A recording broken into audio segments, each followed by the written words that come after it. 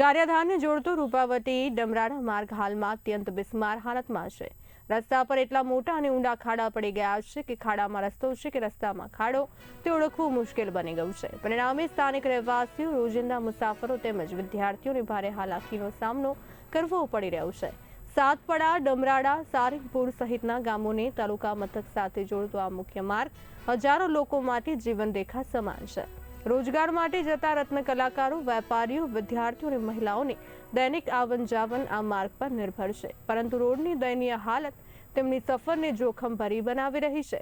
રહીશો જણાવે છે કે રસ્તો એટલો ખરાબ છે કે વાહન ચાલકોની કમર અને પીઠના દુખાવા, વાહન નુકસાન અને અકસ્માતના જોખમ જેવી પરેશાનીઓ ત્રાટકે છે। સ્થાનિક ગ્રામજનો અને રહીશો દ્વારા તંત્રને વારંવાર રજૂઆતો કરવામાં આવી છે, તેમ છતાં હજી સુધી કોઈ ઠોસ કાર્યવાહી હાથ ધરાઈ નથી। લોકોએ માંગણી કરી છે કે સંબંધિત તંત્ર તાત્કાલિક સમારકામ શરૂ કરે અને આ માર્ગને યોગ્ય સુવિધાવાળો બનાવે। જીતુભાઈ કનુભાઈ કચેરિયા, ગામ સાતપડા। આ રોડ ઉપર વિદ્યાર્થીઓ, રત્ન કલાકારો, દવાખાને જવાવાળા આ લોકો આ રોડ ઉપરથી પસાર થાય છે। આ લોકોને કેટલી તકલીફ પડે છે એ આ રાજકારણમાં બેઠા લોકોને ખબર પડવી જોઈએ।